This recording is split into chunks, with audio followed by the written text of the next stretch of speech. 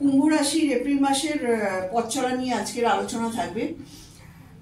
এখানে দেখুন কুম্ভ রাশি বা কুম্ভ লগ্নের যে প্ল্যানেট সে হচ্ছে শনি। সে বর্তমানে কিন্তু তার নিজের ঘরেই বসে আছে।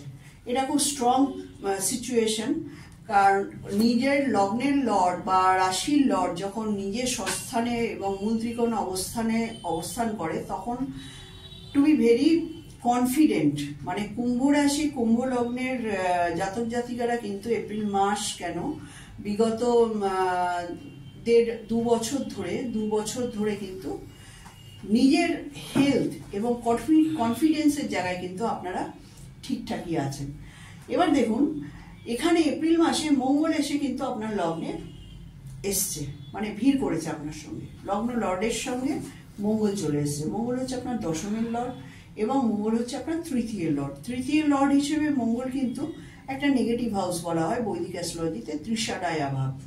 সেক্ষেত্রে ত্রিষাডায়া ভাব যেটা, সেই ভাবটা কিন্তু আপনার মেটেরিয়ালিস্টিক ডিজায়ারের জায়গাটা ফুলফিল করবে। কিরকম? দশম ভাব ঘটিত, মানে দশম ভাব ওরিয়েন্টেড যে ম্যাটারটা আছে, যেটা হচ্ছে আপনার নেম, ফেম, রেপুটেশন, আপনার কর্ম, আপনার গভর্নমেন্টের সঙ্গে টাই আপ, এই জায়গাটায় কিন্তু আপনি খুব আপলিফ্ট পাবেন। বাট আপনার ছোট ভাই বোনের কিন্তু এই এপ্রিল মাসটা ভোর কিন্তু একটা হেলথ ইস্যু আসতে পারে। ছোট ভাই বোন বা পাড়া প্রতিবেশীর সঙ্গে একটা ঝামেলাদার সিচুয়েশন। এবং এক্ষেত্রে দেখুন দ্বিতীয়ভাবে পয়সার আমদানির ক্ষেত্রে কিন্তু একটু সমস্যা আমি এপ্রিল মাস পর দেখতে পাচ্ছি। কেন দেখতে পাচ্ছি? এখানে দেখুন রবি রাহু গ্রহণযোগ হয়ে বসে রয়েছে এবং সপ্তমের লর্ড, মানে যেটা আপনার পার্টনার বিজনেসের ক্ষেত্রে এবং যেটা আপনার স্পাউসের জায়গা, সেটা কিন্তু গ্রহণযোগে আক্রান্ত। কিরকম? কারণ আপনারা সবাই জানেন যে মীন রাশির ঘরে সূর্যগ্রহণ হচ্ছে। সূর্যগ্রহণের এফেক্টটা কিন্তু আপনার ফাইন্যান্সের উপরে পড়বে এবং আপনার রিলেশনশিপ এবং আপনার ব্যবসার ক্ষেত্রেও পড়বে। শুক্র কিন্তু এর মধ্যে রয়েছে, মানে আপনার পিতার শরীর স্বাস্থ্য এবং বাবা মায়ের জায়গাটাও কিন্তু খুব অ্যাফিকশন আমি দেখতে পাচ্ছি। এবং অষ্টম ভাবে কেতুর অবস্থান, যারা স্পিরিচুয়ালি ইনক্লাইন্ড আছেন, যারা স্পিরিচুয়াল ফিল্ডের লোক আছেন, আমাদের মতো জ্যোতিষ আছেন, তান্ত্রিক আছেন, যারা রিসার্চার আছেন, যারা ধরুন আইটি সেক্টরে কাজ করেন, তাদের কিন্তু জায়গাটা খুব ভালো দেখতে পাচ্ছি। তাদের কর্মের জায়গাটা গ্রোথ করবে, এটাও দেখতে পাচ্ছি। এবং এখানে দেখুন থার্ড হাউসে বৃহস্পতি বসে রয়েছে। কোনো একটা সময় মনে হবে এফোর্টের জায়গা কিন্তু একটু কম।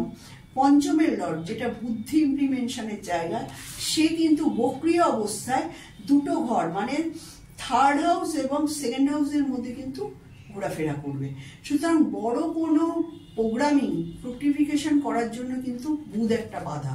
মানে বুধ বাধা বলতে আপনার বুদ্ধি একটা বাধা, আপনার কমিউনিকেশন ডিভাইস একটা বাধা, আপনার ডকুমেন্টেশন একটা বাধা।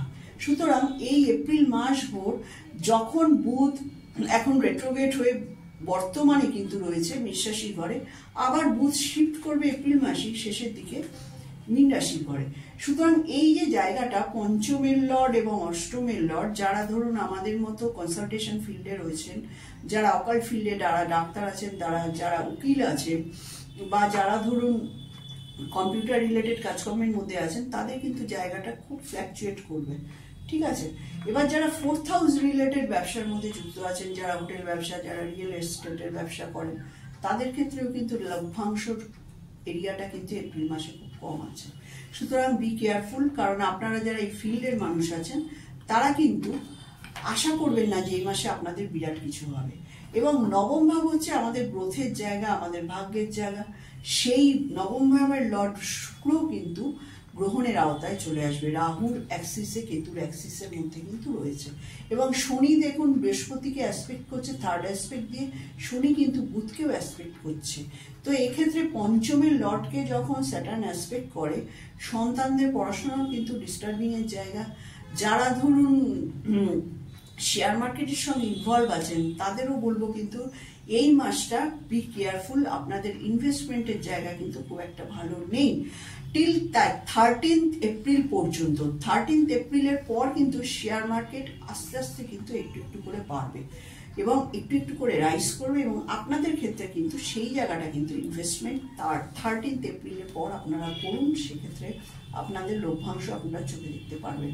এবং 11th লর্ড বসে আছে তৃতীয়ভাবে, এখানে কিন্তু আপনাদের শর্ট ট্রাভেলের ক্ষেত্রেও কিন্তু আপনাদের একটা লভ্যাংশ আমি দেখতে পাচ্ছি।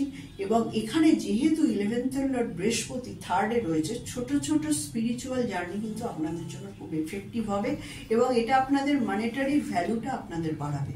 কেন কি, জুপিটার কিন্তু 2nd লর্ড, এবং জুপিটার 3rd হাউসে বসে থাকাতে, 3rd হাউস হচ্ছে শর্ট জার্নি, জুপিটার হচ্ছে ধর্মের কারক প্ল্যানেট। জুপিটার থেকে আমরা পিলগ্রিমেজটা দেখতে পারি, আমাদের যে তীর্থস্থান ভ্রমণ সেটা কিন্তু আমরা জুপিটার থেকে দেখতে পাই। এবং জুপিটার যখন মেষ রাশি ঘরে থাকে, মেষ রাশি হচ্ছে একটা চর রাশি, সুতরাং আপনাকে কিন্তু মুভমেন্ট করাবে, আপনাকে কিন্তু বৃহস্পতি কিন্তু মে মাস পর্যন্ত আপনাকে মুভ করাবে, এবং সেই মুভটা কিন্তু আপনার জন্য পজিটিভ হবে। আর